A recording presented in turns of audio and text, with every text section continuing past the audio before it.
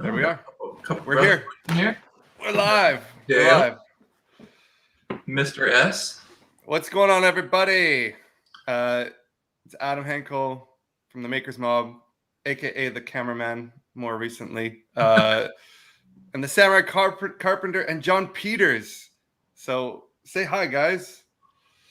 What's up, everybody? Hey, everyone. Good to see you. We are gonna just kind of wait a little bit here, but we're gonna do a live Q&A after we get an update from both Jesse and John. Kind of see what they've got going on these days, what's coming up, and then I know John has a couple questions for Jesse just about the off-grid project that we got going on up there. So if you guys, what is this? Adam, Jesse, and John, the boy band formerly known as AJS. All right. If you guys got questions, hold those for a little bit until we kind of get the update. But I want to start with, I've been with Jesse quite a bit lately, so I want to start with John. Because we need some space. I need some we're space. Not live in the same building. Yeah. I want to get an update from John. John, what have you been up to? I heard some rumors about some roofing stuff, and what are you doing lately?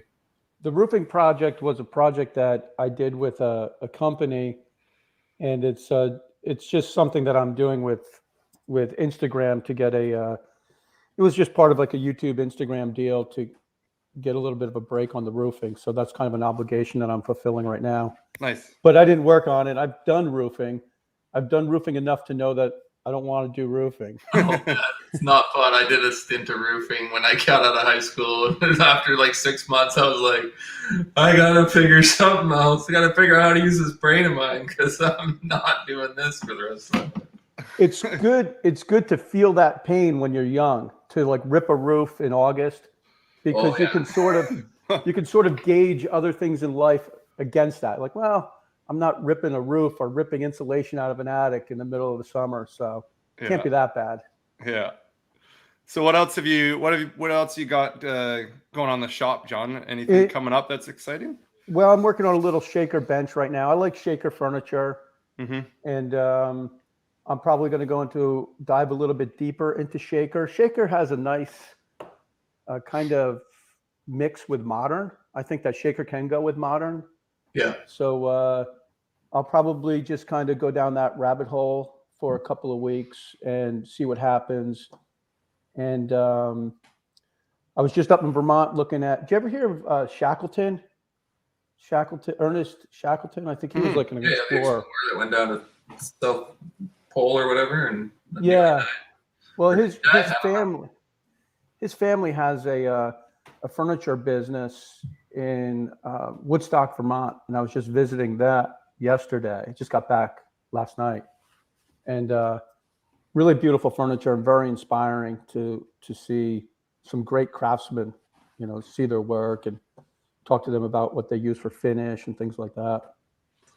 It's the one thing I don't like about being on the West Coast is we just don't have as much history over here, and so it's like there's so much woodworking history on the East Coast where I'm just like, oh man, there's all these timber framers and all these historical sites where you can go and see all this stuff, and people that are so many woodworkers that are still working and have great businesses and stuff. And it's like over here, it's like there's some like kind of trendy modern stuff, but like there's not a lot of people doing craftsmanship anymore on the West Coast. So it's like I hear about all the events and the meetups and maker gatherings. They all happen on the East Coast. I'm just like, damn it.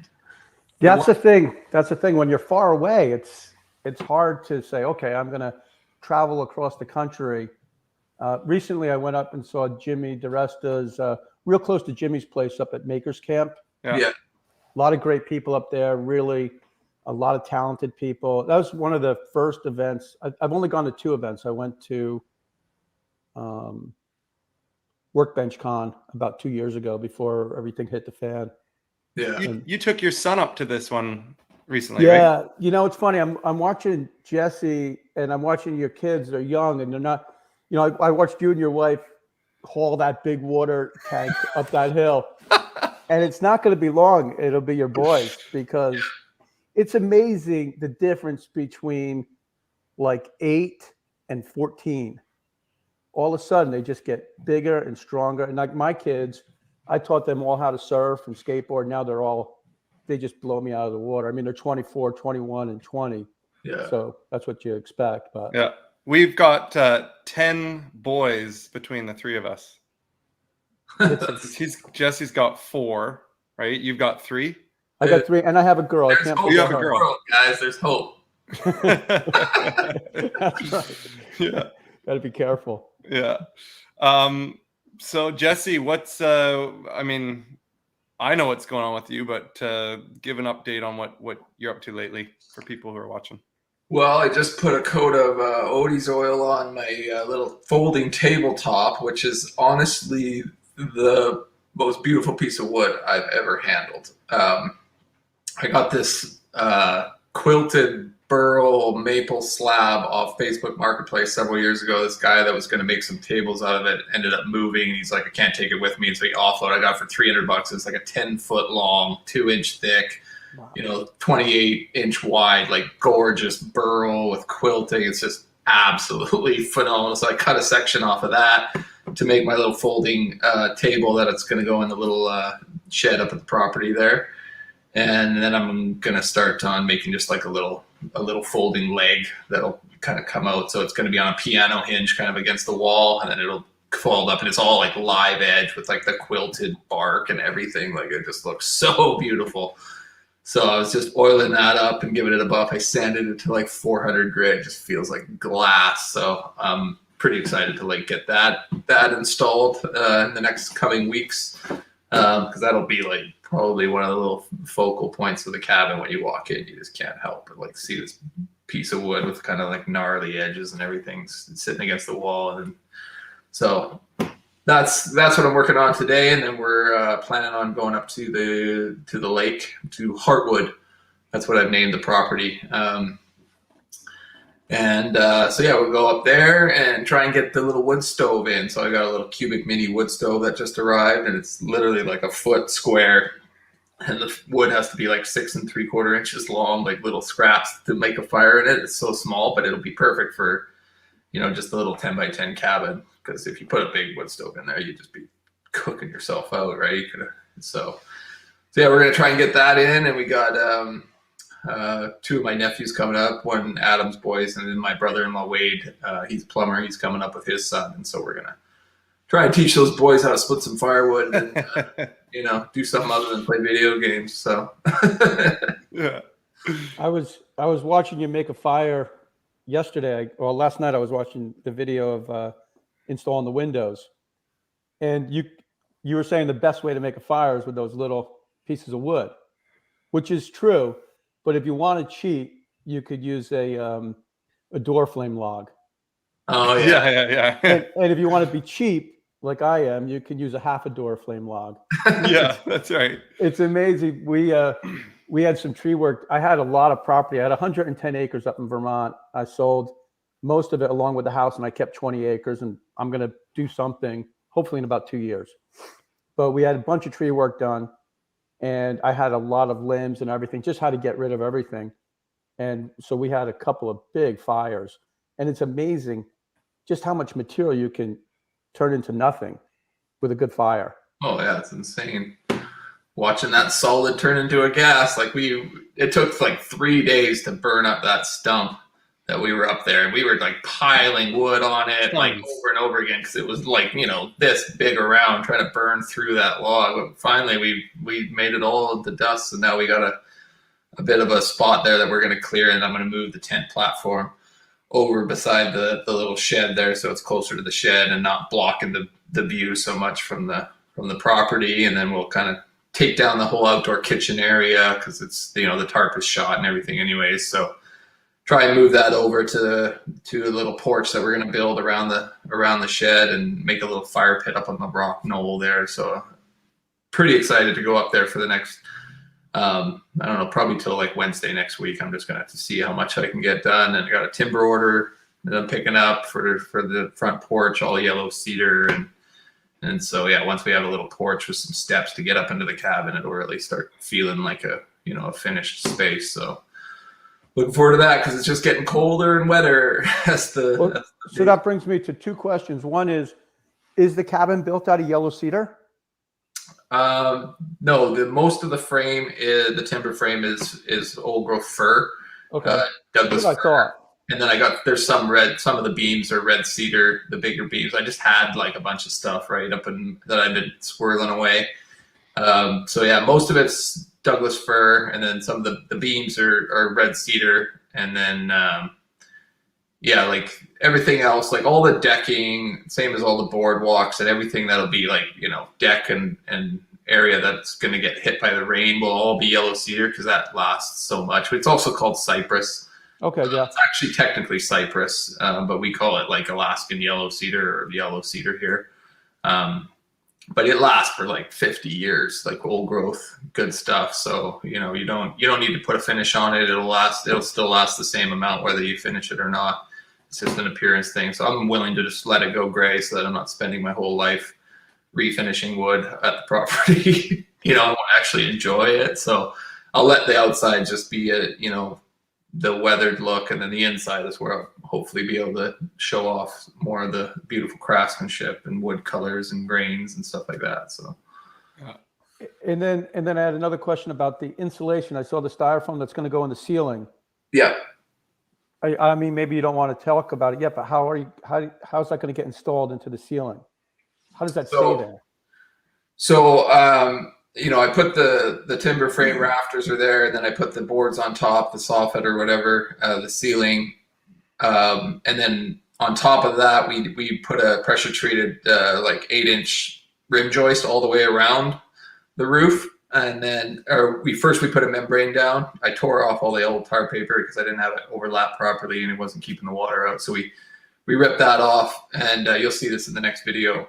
But we put a proper membrane down and taped all the seams and everything and did like full overlaps. And then we put a 8-inch 2x around the edge. And then I set all the 8-inch styrofoam inside that. Okay. And then we're strapping it over with 1x4s. And then I got 10-inch construction screws that are going to go through that, through the styrofoam into the timber frame rafters underneath to kind of really hold it all down.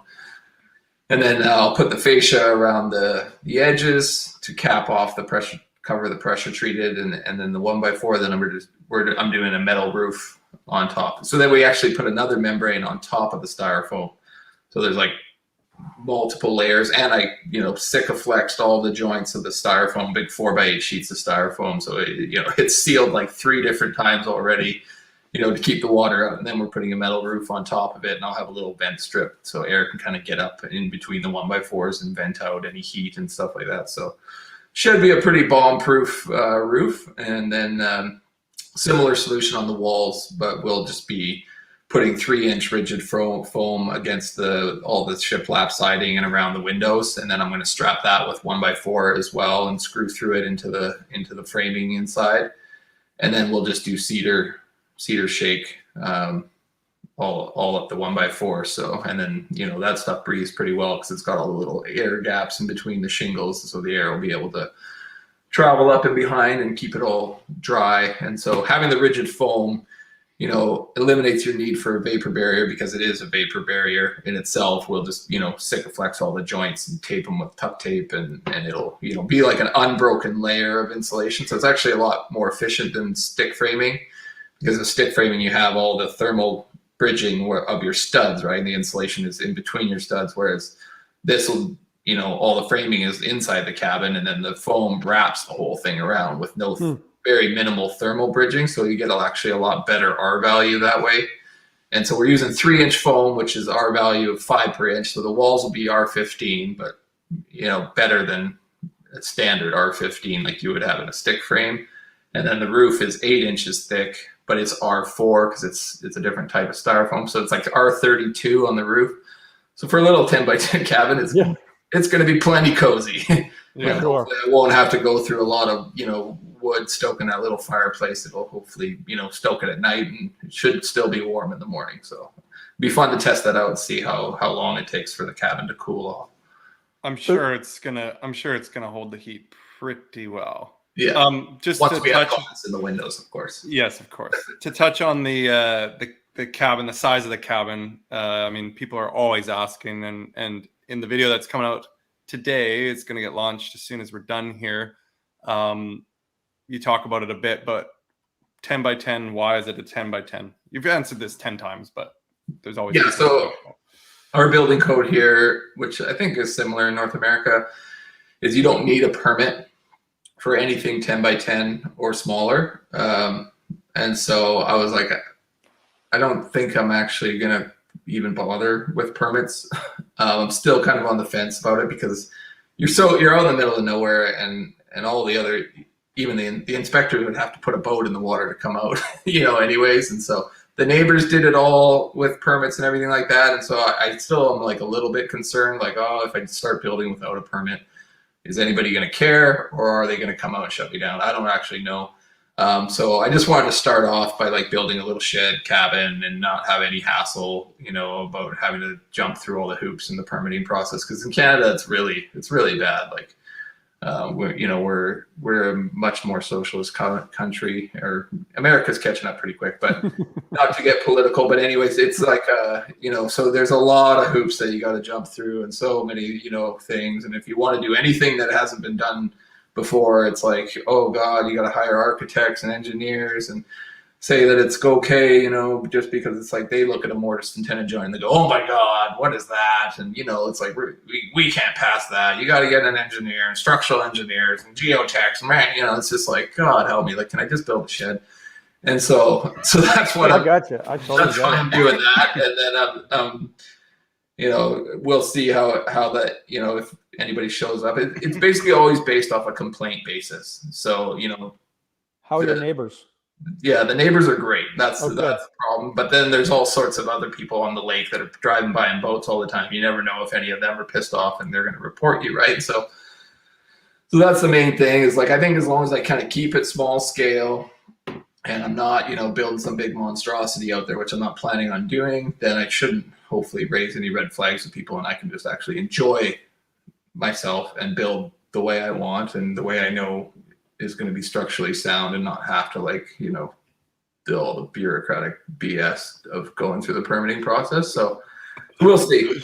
I'm a bit of a maverick, and I might just see if I can get away with it. And if so, I think that would make my journey a lot more enjoyable. But if somebody, blows a horn on me, then I'm going to be in a shitload of trouble and have to go through all the hoops and fix shit. So. Hey, it'll make for good content. It'll make for good content. That's the great thing. I mean, it's the whole proof of concept. It's funny because I have 20 acres. We were just up there looking at the property. Wednesday we were looking at the property, and my son Walter, who was at Makers Camp with me, he's going to school for film, and he also likes to work and build things. So there's two things we may do. Is I might buy a prefab and then just finish the inside, because I don't want to do the roofing and the siding and all that. I just want to do like the built-ins and the trim, and build the kitchen, things like that. But we might just go and build a small cabin as a proof of concept to see if okay, is there going to be enough interest in this? Can we get some sponsors on board to sort of offset it? And so I like the idea of kind of testing the water first, like what you're doing with the 10 by 10. Yeah. Makes a lot of sense.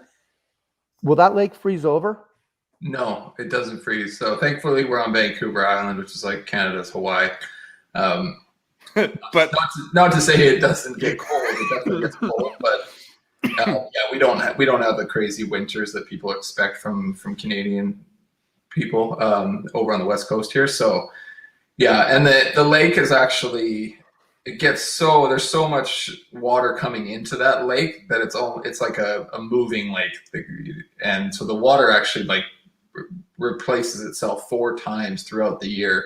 That's why it's so crystal clear. Like, you can see down 50 feet right to the bottom, and it's just crystal clear. People drink the water right out of the lake because it comes right off the mountains and the snow melt, and there's very little pollution over here. So that's one of the main favorable things about the property is like it doesn't freeze over. Like if it might get a little bit of ice, but nothing that would like prevent you from getting a boat in. Like along the edges, in December and January, February, I'm sure there's like a little skim of ice here and there, but it always gets rained out. We never have snow for more than like a week or two. If we get a dump of snow, it sticks around for maybe a couple of days and then it turns to rain and washes all away.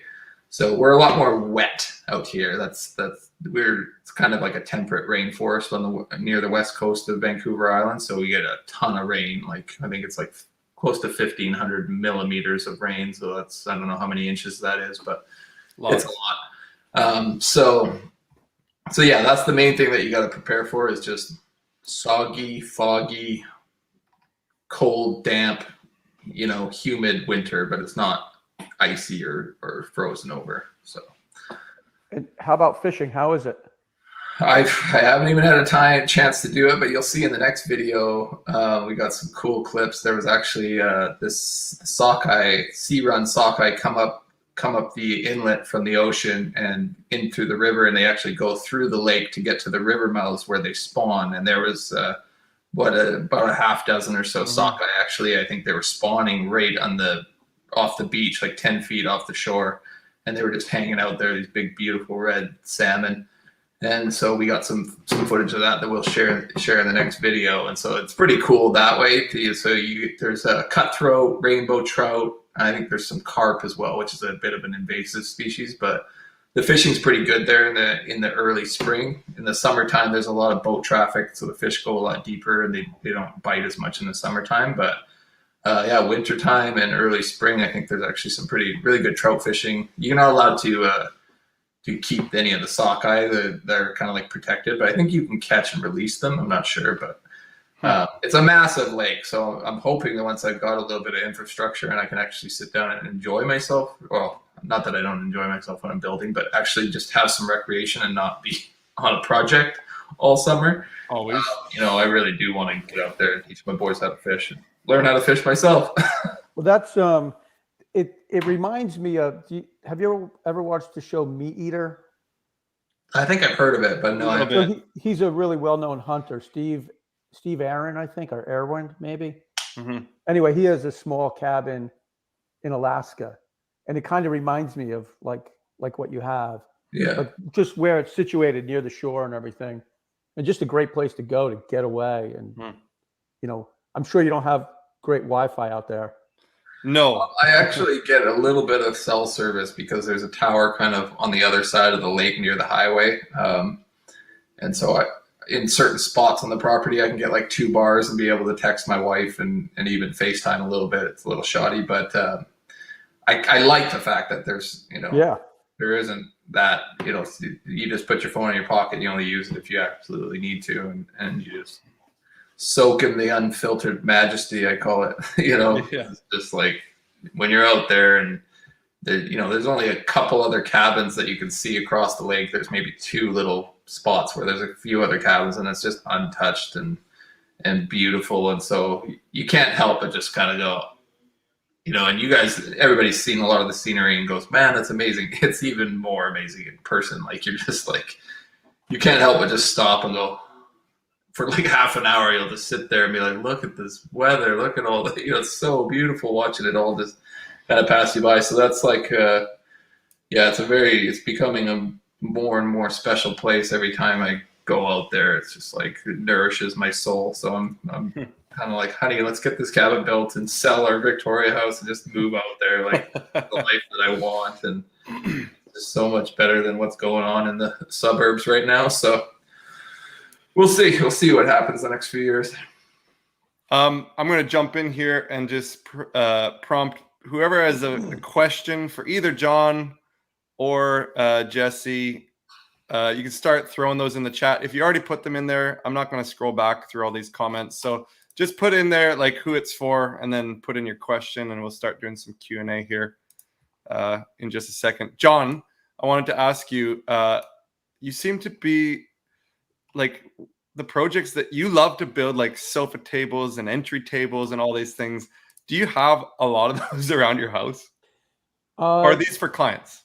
The last one was for a client. Okay. The walnut one was for a client. What's the other entry table? Was it like a? Well, I mean, you've Yeah. done well, the Nakashima table, Yeah, obviously. that was for a client That was too. for client as well. Yeah, it was so funny. He said, he goes, I found this really nice Nakashima table. It's $60,000. Can you make me one? Yeah. And when I told the price that I would charge him, he's like, can you give me a better deal? I was like, what, are you kidding me? Yeah. You know, I was like, forget it. But I'll build it for 50. yeah, exactly. So I don't give people breaks on furniture prices. They're getting enough of a break. Totally. You shouldn't give them a break. No. That's why I don't build furniture for people, because they're grinding me on prices, and I'm just like, you know what? Screw it. I'm just going to build my own furniture. I'll just keep all this stuff. I'm sure I can make some money, but I can't stand all the haggling and back and forth people do. Yeah. I've got some great clients over here. That's really the only, he was kind of kidding me because he's a friend. Yeah. But most of the clients, so I was up at this, we were looking at furniture and, dining tables, $16,000, coffee tables, $7,500. And at those numbers, you can make some money. Mm-hmm. And so when I work with clients, I just say, this is what it is. And this is kind of like a bedroom community of Manhattan. So a lot of people here are working on Wall Street and taking the boat into New York City. So they're used to seeing higher numbers and they'll pay. But I generally only build for people who get it, and who will pay for it. Mm-hmm. And if I want to build it. So that's the beauty of YouTube. And if I can't find a client, then I've got my oldest guy moved out. So now he wants a bunch of furniture. So I could always build him something. Yeah. And I could usually find somebody who wants to be attached to it. And so it's nice. I mean, that's the beauty of YouTube, really. Being able to make something you're proud of and then show it to everybody. That's what you want to do, right? You want to make something you like and then show it to people. Mm-hmm. Jesse, we've got a question here for you. Actually, a couple here. When are you moving the boardwalk? As soon as I possibly can. It seems like every time I go up there, I'm like, I got to focus on the cabin because the weather's only getting worse and colder up there. And so I'm like, I want to get this thing buttoned up and be done with it. But at the same time, like I need some bodies up there to be able to do it. This weekend, I don't think would work because there's only 3 of us and 2 young teenage boys or whatever. So, I'll probably need like 5 or 6 guys. The neighbors said that they would probably be willing to like come over and hoist it over. So we'll see what the water level's like when we go out there. We were thinking we might be able to just jack it up the front. I'm going to pound out the dowels because I've actually like put 12-inch GRK bolts through the deck or the framing of the boardwalk down into the support beam. And then I covered that with handrail posts and Sikaflex them on there. So I'm like, I do not want to try and rip those off and take that apart. So I was thinking that we would just jack up the front of the boardwalk. Like I'd pound out the dowels and leave the posts and leave the beam like attached to the boardwalk and try and just lift that up with some farm jacks. And then skid the whole thing on a couple of like big 6x6s. The neighbors got a whole bunch of timber piles that they said that we could probably use to make some like a little skid deck or something like that. And maybe put it on some casters or just grease them or something like that and just try and shove the thing over. And the neighbors could probably even bring over their little mini excavator and we could maybe attach a strap to it and haul it over kind of a thing. So it'll be a little bit of a thing, or I was thinking we could lower it down onto the front of the skiff if the water level's high enough, because the skiff is like right up at the boardwalk now, and maybe like float it, hold the front end and shove the back end over onto the little concrete wall that I've built. That should be pretty easy. It's just getting that front end because it's hanging out over the water now, and the piers are like almost completely underwater, and so I need to be able to lift that up, take the posts off of the current foundations that they're on, cut one of the posts down because they're going to be the same length now and then drill that out, get that whole thing moved over onto the piers, and then skid the boardwalk over and drop it back down onto those moors and tenon joists. So it's going to be a little bit of a logistical challenge, but it'll make for great content. And worst case scenario, we'll have a floating boardwalk and have to try and haul that thing out of the water. I don't know. But I'm probably unscrew most of the decking just to kind of reduce some of the weight, and then 4 or 5 guys and a boat and a couple slings and a mini excavator. We will make it happen. Sounds like fun. I'd like to get it done before Christmas for sure, because I'm still waiting on materials for the ramp. My fabricators have told me that they still don't know when it's coming, because we ordered a bunch of 3x3 aluminum, and we're going to weld up a 30-foot ramp and bring that up on a trailer and haul it out there with the boat and attach it to the boardwalk down and have a ramp to the dock finally. So it's definitely high on the priority list, but I'm not in a rush to move the boardwalk until I know that the ramp is like ready to go, kind of a thing, right? And then I'll have a actual dock with a landing place and not have to be tying my boats to shore and all that nonsense. But it's an adventure, man. I'm loving it, but I am looking forward to having a stationary dock and a ramp to get stuff up onto the property. So that'll be nice. John, what is your favorite wood? Classic question. Are you getting a weird thing with the audio or no? I did for a second. Okay, it's better. All right. Yeah. My favorite wood. Favorite wood to work with. Oh, I always like cherry is nice. Cherry, walnut, sapele. Good choices. That's kind of your 3, isn't it, Jesse? That's probably my top 3 as well. Yeah. I just started using sapele for my rocking chair and a few little other projects, and I love sapele. That stuff's nice, and it's actually pretty affordable here. So I like that. Walnut's not even affordable. I haven't used walnut in years. But yeah, cherry is another go-to. So question for all: getting started in furniture and doing gaming tables in Australia. Any tips for a guy just starting out? John, what do you think? Gaming tables, like what's a gaming table? Like board games, right? Probably board games. Poker table, but it's for like gaming, I think. Well, round, I guess, just a round table. Does that make sense? Yeah. Probably. Sometimes they're round or like oblong or whatever. I think his question is more like as a furniture maker starting out, like. Okay, well, I think a great tool to get if you're going to make some tables is a biscuit joiner. I like biscuit joiners. I mean, a couple of tools you need is a table saw, biscuit joiner. I don't really think or domino. A domino's great if you want to bite the bullet. I just got one about a year ago. I love it. Wow, congratulations. It's amazing. You have to sell your liver. I tell you, there's so many design possibilities though. And I haven't really put it to use that much yet. Yeah, they're pretty versatile. It's nice though. I mean, the idea of making a chair or something is just so much easier with the idea of having a domino. Yeah. Yeah. Jesse, any tips for furniture maker just starting out? I mean, my advice to everybody just starting out is don't go crazy and buy a ton of stuff and put yourself into debt. Just buy tools as you need them. So, set out on a project, and then if you run into a roadblock and you go, man, I really need a table saw, then go and get yourself a table saw and then try and finish that project. And if you're like, I can't finish the project without a bandsaw, then you go and find a bandsaw. But don't, spend tons of money on all sorts of different tools, because a lot of times you'll realize like there's several shop tools that I don't even use. Other woodworkers might use them a lot, but I'm like, I have no use for those in my shop because it's just not my style. So when you're just starting out, you don't really know your style. You don't really know your work, progression and how you want to do things or how things work in your space. You kind of just have to like evolve and let your tool collection evolve with you. And so, my advice is always just buy the tool only when you absolutely need it. Because I've seen stuff in the store on sale and be like, oh, that's cool, I'm going to buy it, and thinking I'd use it, and then it literally sits in a box for like 5 years. And I'm like, why the hell did I spend $400 on that, stupid, tool or whatever? And then I end up offloading it or giving it away, right? So, yeah, don't waste your money up front and just, evolve. Let your tool collection evolve with you.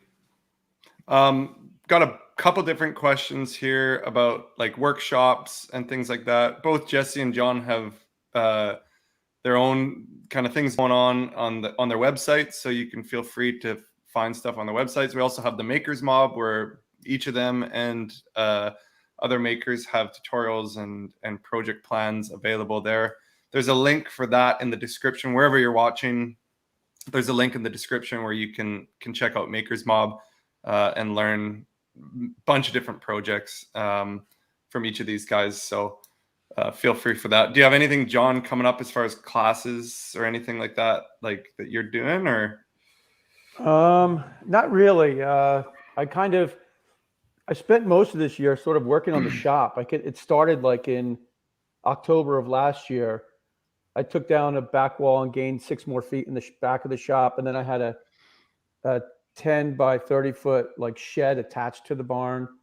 And you were talking about not having to vent the roof. So I used the spray foam insulation there. Anyway, so for the last year, I've been building a few pieces of furniture, but I've really been just trying to make the most out of this small barn, which is it's like 16 by 32 is the size of the barn. Then you have that little area. Then I'm upstairs right now this is like the artist studio office kind of space.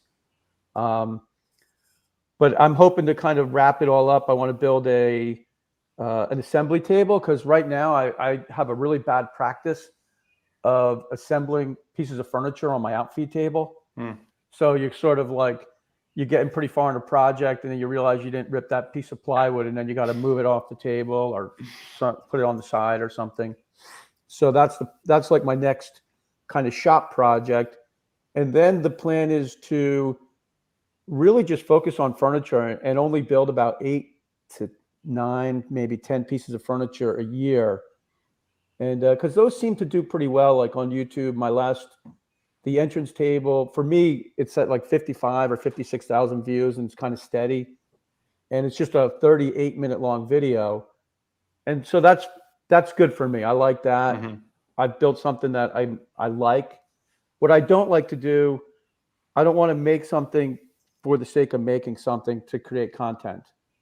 So I want to have a piece of furniture that has some value 10 or 20 or 30 years down the road. And so that's really going to be the direction of the channel. And that's going to be the direction of the channel until if I do something with my sons and we do this house project. That's kind of interesting, because I mean, Jesse kind of operates the same way. He doesn't really want to do anything just for the sake of creating content. No, I can't stand that. It drives me crazy for some reason. So, I mean, it has to have at least a practical function in my own life or someone else's life, if I'm giving it away or selling it or something like that. Just like, to see something trending and people are like, are you going to do this? Everybody's doing it. And I'm like, I have no use for that, because I don't, I'm not into gaming, or I'm not into this, and it's just like, so, people, to watch all the trends and watch like people get crazy views on stuff that, I could probably simply make, but I'm just like, that's just not me. And so got to try to stay true to myself. That's the one thing that I've learned being on YouTube, is if you don't stay true to yourself, you start to lose your mind really quickly. So yeah, like I'm just like, you got to have your boundaries and stick within them. But buddy over here, Rafael, is asking me about the little Japanese style timber frame house. So yes, I am planning on building my own little home, but it'll be like more of a cottage on the lake property, Heartwood. So, I'm finishing up my little bunky shed cabin that I can stay in. And then I'm going to start on, modeling up and designing a little family cabin there. So it's not going to be super big, because I'm trying to become more of a minimalist in my life after acquiring a lot of stuff and things over the last several years. I've realized that does not bring very much happiness into my life. It just brings a lot of stress and debt. And so I'm trying to now move in a different direction of becoming more minimalistic in my needs and desires in life, because I'm finding 10 times more joy just sitting in front of a fire out in the woods than I am, having all the tools and toys and bells and whistles in my shop, and, having to pay through the nose for all of it kind of stuff. So that, yeah, it was something that I thought when I started out would bring me happiness, to have a shop and to have a really nice house and to have all the things in a truck and blah, blah, blah, and all the toys. And then I got a bunch of them mainly by going into debt, and realized like, this is actually not fun at all. It's just a lot of maintenance and a lot of work, and I'm not even really enjoying what I have.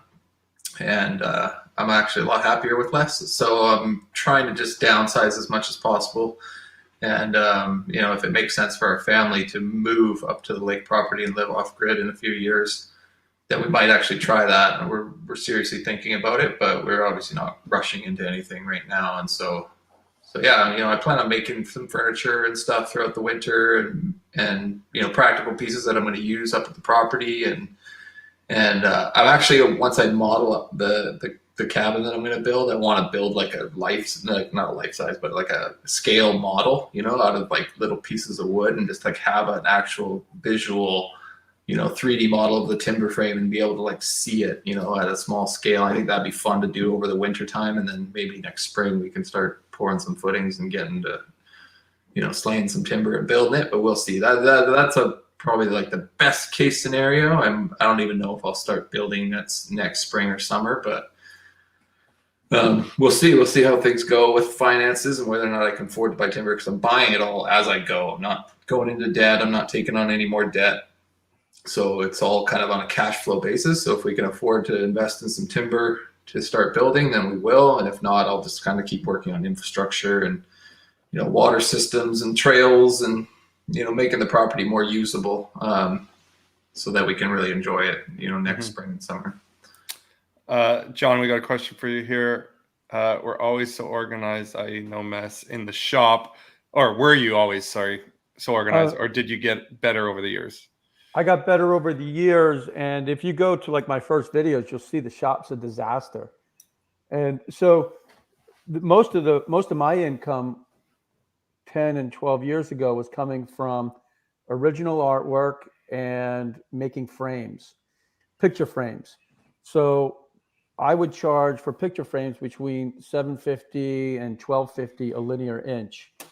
So if you're making a picture frame that's 50 inches square, it's a decent amount of money. And I was doing most of the frames for clients for around here and in New York City, but I was just working all the time, just making frames. And if you see the shop, it's just, you know, so basically the tools I was using was a drum sander, Williams and Hussey molding planer, my table saw, and my pin nailers. And but you know, I wasn't really enjoying that much, and I always wanted to have like a shop, like a beautiful kind of a nice shop. And it's taken me 10 years to get the shop to look the way it looks now, because I don't want to go into debt either. I think so I'm 53 years old, and my mindset changed probably around the age that you are now, Jesse. What are you, like 35? 38, just turned 38. So what happens, I think, when you're in your early 30s, you're sort of in maybe 20s, you're in a collecting mode. And then you kind of realize that life isn't as long as you think it's going to be. And you don't want so many things that take up time, and everything you own takes up time and space. And so, yeah, this is like, my shop is a small shop. You see a lot of these YouTubers are getting gigantic shops now, and great, but that's just not who I am. I like to have everything kind of a small, tight little shop, work on one project at a time. And the only way I would expand is if I end up doing something with my sons and they want to do something. And it's only if they want to do it. My feeling is if they say, hey, I want to get into CNC and I want to get into plasma cutting or whatever, I'll be like, okay, if we can do it together somehow and I can help you, great. But that's not what I want to do. Yeah. You know what I mean? You're like, I just don't want to depend on a computer. But if, like, my son Walter's kind of a tech kind of a guy, I could see the use for CNC, but I don't want to learn a CNC.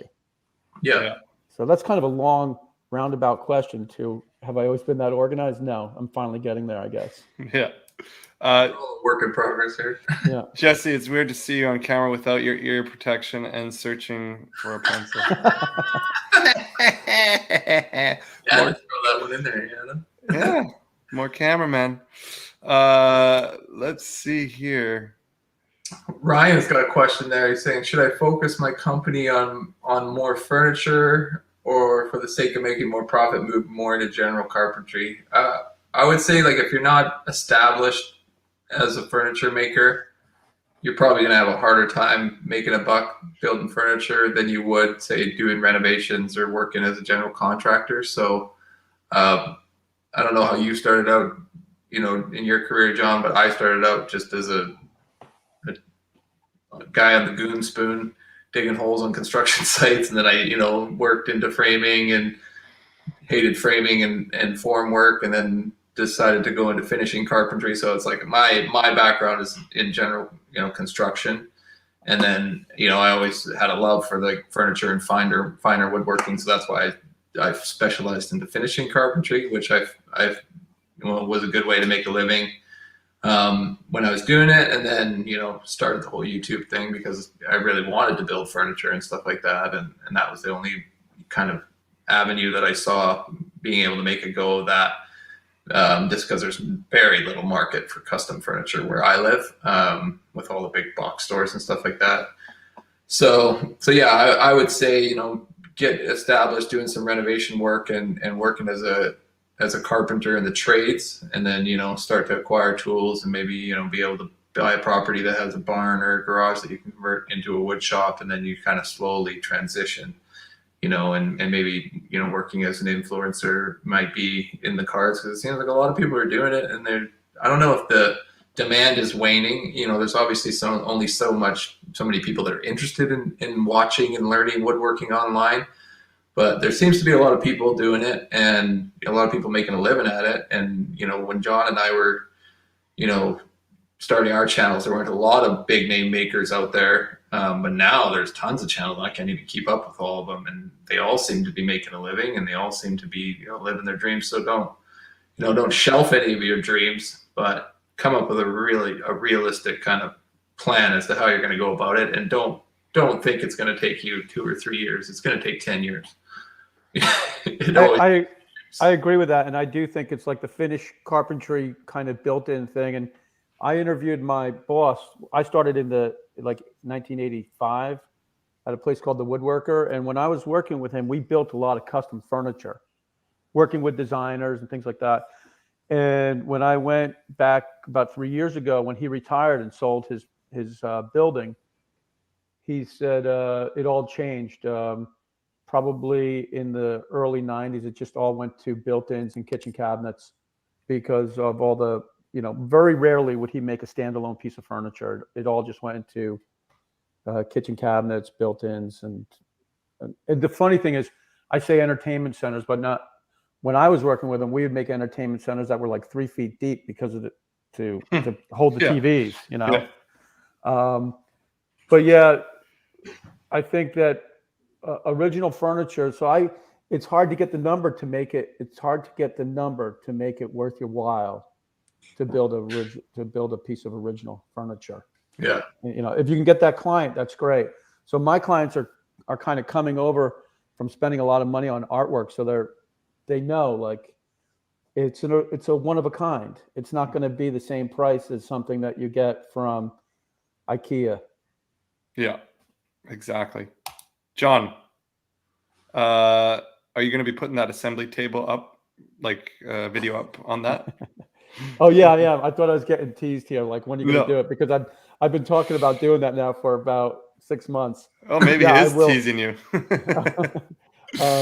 Yeah, I will get that video done, because that's going to be like the last big thing to my shop, and then it's just about making furniture and kind of taking my time with it, and not, you know, I think when we all started, like going back, you know, years with you and you know, with you, Jesse, and all the, I don't know, I can't think of anybody right now, but it was like this race to produce a show like every week.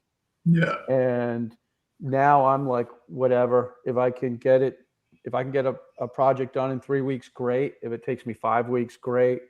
If I have something to talk about in between, then I'll talk about that in between. And maybe sometimes a quick project comes up that only does take a week.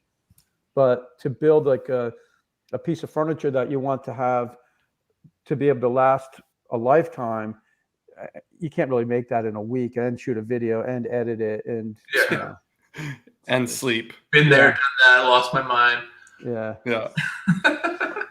John, would you care to or comment about the LED cured finishes? I just saw that video that you put up earlier today, right? Yeah. So what I like, so like that's a kind of some of the content that I like to make.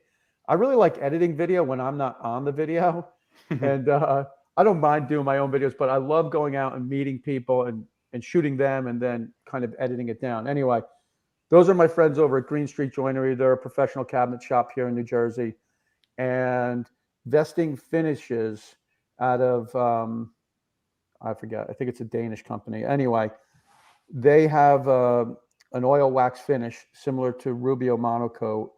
And they also make another product that cures with an LED light. It's not a UV light. A few people said in the comments, I think you mean UV light, but right on the can it says LED hard wax oil. Anyway, I think it's impressive because he put on 2 coats in a matter of minutes while I was just, hanging out shooting the video. Did a little scuff sand in between each coat. And when I got back to the shop, I took a cup of water, poured some of the water on the piece of sapele, put my cup down, left the shop, came in the next morning, wiped the water away, and there was no ring. And so Really? for me, that's like a win. So the LED light is actually, like, I didn't actually watch the video. I just saw you posted it. That LED light is curing it in how fast? Immediately. Like seconds, yeah. Just Immediately. like you just go up and down and it's done. Yeah. Wow. Yeah. So when we were at Makers Camp, so that was Jeff from Green Street Joinery. Another guy was there with a project. I think his name is Bliss Carpentry. He had a tabletop, and Jeff did just 1 coat, and the guy poured some beer on it, and it just beaded right up. And so you kind of would expect that, but the kind of 8 or 9 hour putting the cup of water on it, and then it not being there the next day, that's pretty impressive finish, and it's very quick. So it's the same thing where you put the 1 coat on, you're going to get some of those little nibs or whatever, and then you'd sand it with 320, put another coat on, maybe sand it again with 320, put that last coat on and don't do anything. Or you could hand rub the finish. I'm sure, like I usually hand rub all my finishes with a product called Wool Lube, which is it's a buffing paste. It's basically a lubricant so the steel wool doesn't burn the finish. It gives you that nice feel, when you touch a piece of furniture. Yeah. Let's see here. I've got, here's one. This is good. Settle the debate. Milwaukee, DeWalt, or Makita. I don't think there's any settling this debate. It's like the ongoing debate. Well, what's your perspective, Jesse? I'm kind of on the fence in some regards. I used to be a sold out Makita guy, and I still am. But I would say that there are other companies out there, DeWalt and Milwaukee, actually make better batteries. Makita's just launched a 40-volt lineup, which isn't really even available in Canada yet. There's maybe a drill and a circular saw that you can get your hands on. So I haven't tested any of that stuff out. I would be interested to see what their new lineup, with the power and the longevity is, whether or not, I'm sure it's a contender with maybe the Milwaukee stuff and the DeWalt stuff as well. But I like Makita because their tools are more geared towards woodworkers, I find. Like the routers have smoother bearings, and their motors, just the accuracy and just the ergonomics of their tools really just go well with me and the way I like to woodwork. Whereas I find DeWalt and Milwaukee are a little bit more basic, construction grade, whereas Makita's furniture maker, fine carpentry grade tools. But then, their batteries are getting pretty outdated and don't really have the same lifespan and power as, the Milwaukee lineups and the DeWalt lineups. And so, yeah, I don't know. I haven't tried out their new 40-volt stuff. Maybe it's a game changer. But I still like Makita just for the smoothness and the, quality of their construction and engineering. But I know a lot of tradesmen, and they all swear by Milwaukee as far as drilling holes for electrical and plumbing and stuff like that. They burn through Makita drills way too fast, and the Milwaukee stuff can actually hold up to the abuse. And so Yeah, I'd be interested to try out the new Makita stuff. I'm sure I don't think I'm going to switch brands just yet, but I am kind of like Makita seems to be kind of falling behind as far as innovation is concerned with battery technology, and so I'm kind of bummed about that. But I'm still kind of sticking with them just because I got so many tools, right? So, what about you, John? I didn't realize that Makita was falling behind with battery, and I was actually thinking about getting my son's 3 Makita combo kits for Christmas this year. And the reason why I was thinking of Makita is because I like the fact that I like the Makita track saw, the cordless one. Yeah. And I like the fact that they have a cordless biscuit joiner. And so I think anytime you're thinking about cordless tools, it's really the platform. So like, what platform do you want to get on? And I'm on the Milwaukee platform, and I like it, but they don't have a track saw, and they don't have a cordless biscuit joiner. Mm-hmm. And do they have like Jesse has a small laminate trimmer router as well? They do. Cordless? That's nice. I'd like to have like 3 or 4 of those and not change the bit. And so I didn't realize that Makita was falling behind in the battery. That's now I'm thinking Milwaukee.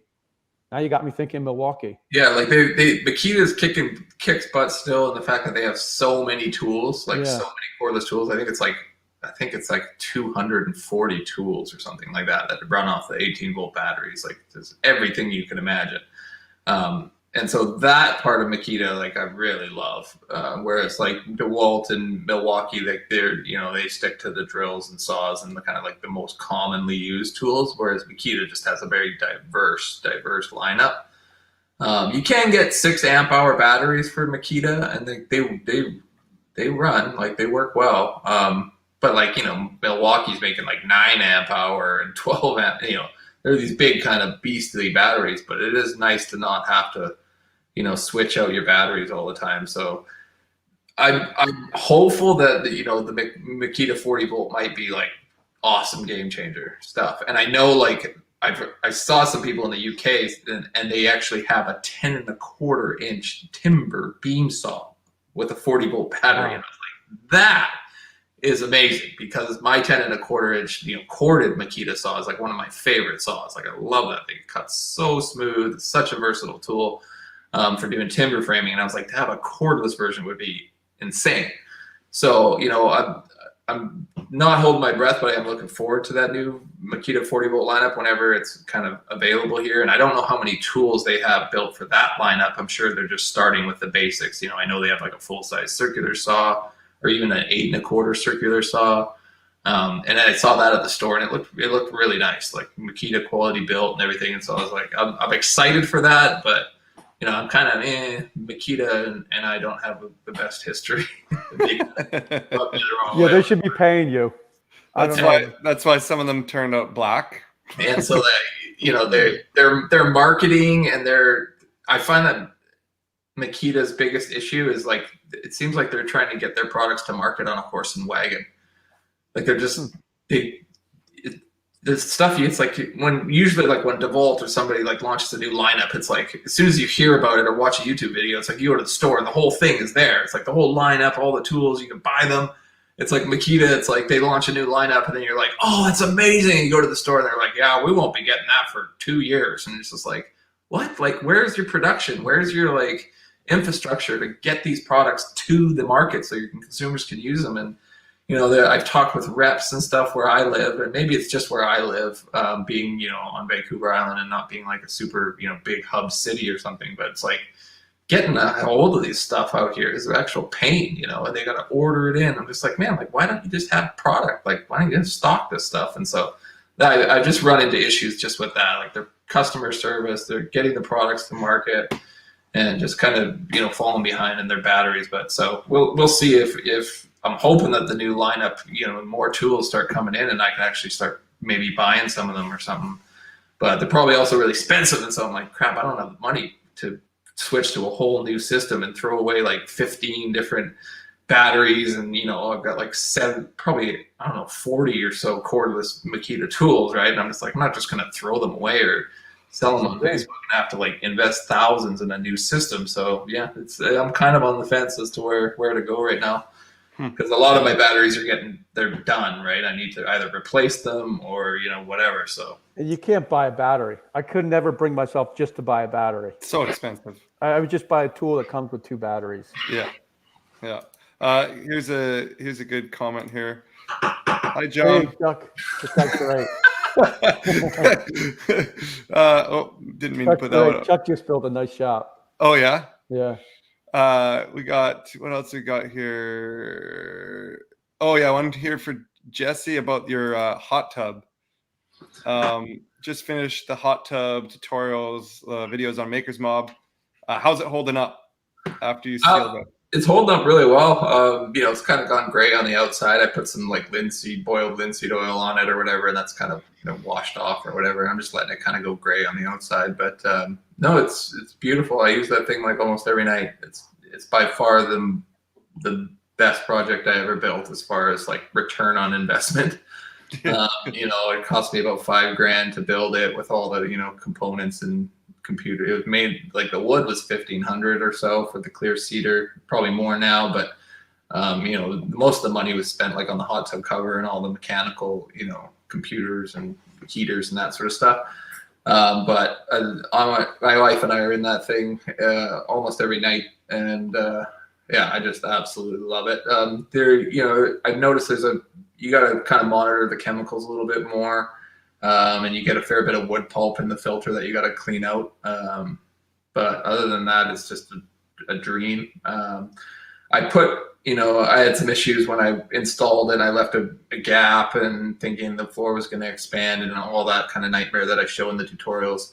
But I got it watertight, and then I actually even put a bead of marine grade sealant along the, where the staves attached to the floor. I sealed all the way around the inside. And I wasn't sure if that was actually going to do anything. And then I noticed it's been 3-4 years now. But I noticed some of the caulking was kind of like getting a little bit loose. And so I like grabbed it and kind of peeled off a section of it, thinking like, it's probably not even doing anything, right? Like the water's kind of swelled the wood, and that's what's keeping it watertight. But then now it's actually got a slow leak kind of right where I peeled off some of that caulking. It's like dripping, and slowly, the water level goes down over a period of a couple of weeks. So I'm thinking when I drain the hot tub the next time, I'm going to take my heat gun out and try and dry that area and peel off all that caulking, and then maybe put a new bead of like Sikaflex around there to see if that will stop the leak. Or I might even take some like small wood shims and kind of just see if I can, tap in some thin pieces of wood, and then that'll swell and close the leak. But up until this point, until I peeled off some of that little bit of caulking, it didn't leak or anything. Like, it's been holding water well, and you pay extra power to, heat a hot tub year round, but it's been more than worth it having that, at the end of the day or first thing in the morning on the weekend, you go out and watch the sunrise, sit in the hot tub, and, when the snow comes, it's even more magical. So I highly, like if you're game on to do a project like that, I say go for it, because it's worth it. Awesome. I think we're gonna wrap this up pretty quick here. Maybe we'll take one more question. If you have another question, put it in the chat. But before we do that, John, do you have anything that you kind of want to add to anything, or? No, just looking forward to the next episode of Jesse's channel here. We're really enjoying. I watched a few episodes with my son Michael. He just loved it. He loved the whole, the adventure out to the lake, and it's funny because when I bought my house in Vermont, I renovated it.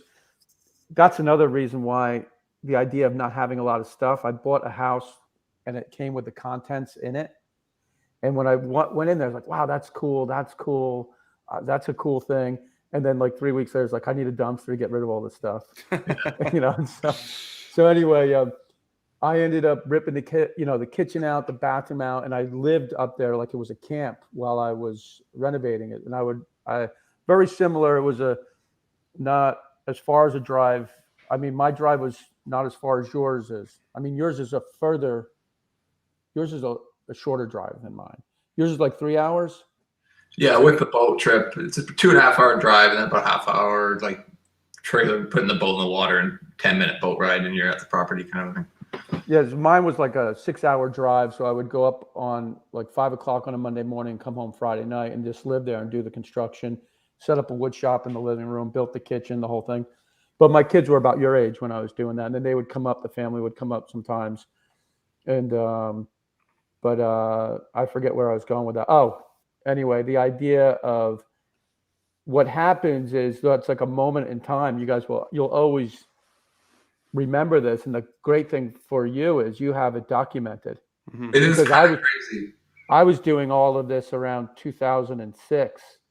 And so I got a couple of, stills here and there, but there was really no YouTube, and it was just starting. Yeah. And for you to have, and the other cool thing is not only do you have everything documented that you've shared with everybody on YouTube, but I'm sure you've got so much more that doesn't even make it to the final video that 10 years from now, you're going to be like, wow, look at that. Because that's what I was looking at. I was looking at you with your boys and your wife, and I was like, wow, that is such a cool experience, because you really do mark your life. I do, at least, with projects. You know what I mean? It's like, 'cause time just flies by, but if you make projects, it's like, oh yeah, you remember where you were when that was happening, and that's like a monumental project you're working on right now. Yeah, it's crazy because like when you're a content maker, like we are, a creator, it's like you're so forward focused. Yeah, you're just like, okay, what's the next project? How am I going to get this done? How am I going to manifest this thing into reality? And you're constantly like going, and then it only happens maybe like once a year or once every 2 years. I'm just sitting on my computer and, I'm scrolling through videos or looking at analytics or whatever. And I'm just like, oh man, yeah, like let's watch this video. Or I'll just click on one of my older videos from like way back, and like, I'll just sit there and laugh, or I'll see my kids in the video and I'm like, oh my gosh, like there were these little babies back then, right? And it's just like, it's trippy. It's like watching old home videos, but it's just my YouTube channel is that in a way. It's like a catalog of my life. And I kind of view it as like, oh, this is just my woodworking. This is my job. But it's like, no, my family's been on this journey with me. And then all the kids are in the shop and a lot of videos. And you see them running around as little babies. And I'm just like, oh my God, like that seemed like yesterday. But man, that was like years ago. And the kids have grown so much. And so it is kind of cool to have that and to know that, that'll, as long as the internet's around, that'll probably always be there, right? That catalog of the whole journey experience. So no, it is really exciting to see that kind of moving forward. And I'm looking forward to the time when my boys are, like you're saying, have hit puberty and got some hair on their balls and can actually do some stuff, The funny thing is that it's just like, man, I got, 4 sons, 3 of which are able-bodied. And I'm like, man, I'm going to get my money's worth out of those boys. I tell you what, it'll be here before you know it. That's for sure. I mean, Good.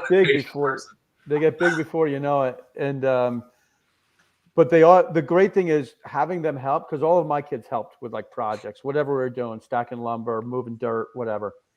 They're all like able to do stuff. So they'll go, like, they're at college, and if they need to build something, like my youngest guy just built his bed. My oldest guy lives on his own now, but he builds things. But they always will say how a lot of the guys that they're around don't know the first thing to do. Don't know how to tackle a project. Yeah. That's the main thing. Don't know how to tackle a project. And I mean, and it can be something just as simple as moving a pile of dirt, because that just, to be able to take 10 yards of dirt and to have a young person to see, like, yeah, if you put your mind to it, that thing can get moved and is gone, and that job got done. It helps them to break down other things in life, I think, and be able to like deal with whatever comes along. And I'm hoping that them watching me their entire life growing up, like they'll kind of have like that, just the base knowledge, or at least work well with me. Like, when I started working with my dad, like I was a good worker because I'd grown up watching my dad work. And so I knew how to anticipate and help him, and be an asset, not just be like, hey, twiddling my thumbs, tell me what to do kind of a thing. Like I could see the vision, right? Because I'd watched my dad do so many jobs and so many projects around the house that it was just like, oh, okay, I need to move this, and so it's like I'm really looking forward to seeing that in my boys and hoping that they have some desire to want to learn, because I haven't pushed it on them at all up until this point, and so I am excited to think like, I joke with the boys. I'm like, once I get sick of this, once I'm done building all this stuff, boys, I'm like, I'm hanging up my tools. I'm going to enjoy this for the rest of my life, and I'll still, tinker and stuff. But I was like, you guys are going to take over the channel, and it'll become the Sons of the Samurai channel, right? And then they can, make the videos and build stuff and develop their skills, and it'll just be a continuation of the journey. Who knows if that'll actually happen? But that is kind of like a dream of mine, where I'm just like, man, like I don't, despite my antics on the camera, I don't actually enjoy being front and center, and I just enjoy the process, and so I enjoy sharing it, and I know that it benefits people, and that's why I do it. I really don't enjoy the fame or the celebrity stuff. It's so overrated.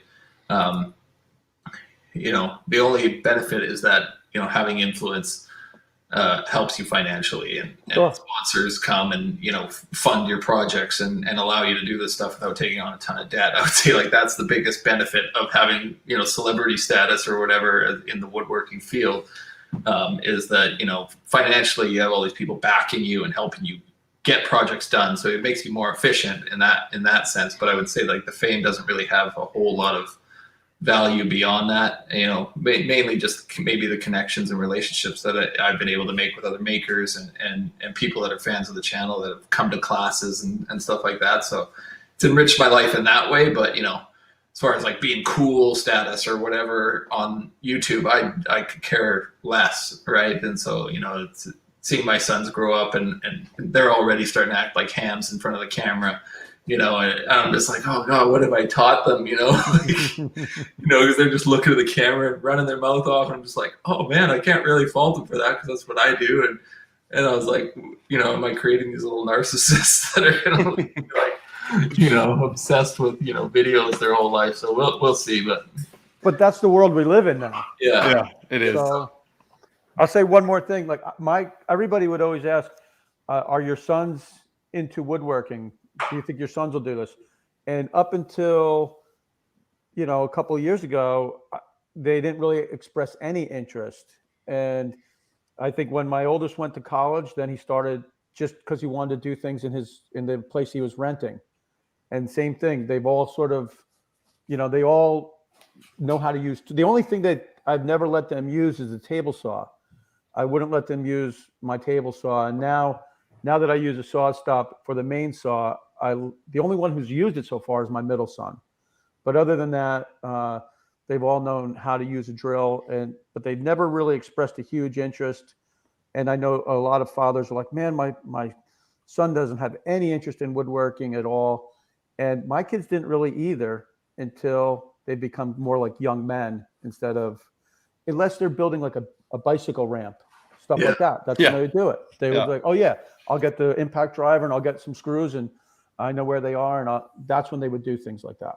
Yeah. I started building forts, honestly. Like, I hated construction. I didn't want to do it when I got out of high school. But when I was a kid, when I was a teenager and I was playing in the woods behind my house, that's when the maker thing started in me, because we would build forts and steal lumber from Dad's pile and go over, haul it in the bush and create tree forts and stuff like that. And I did well in woodworking in school. I liked working with my hands, but I hated the construction industry. So yeah, it is interesting to see like how kids develop and whether or not they take to it. I know like all three of my able-bodied boys are definitely like very creative and very hands-on, like skilled. It's just a question of, do they want to apply that to woodworking? So, and the discipline, I think that's the thing with woodworking.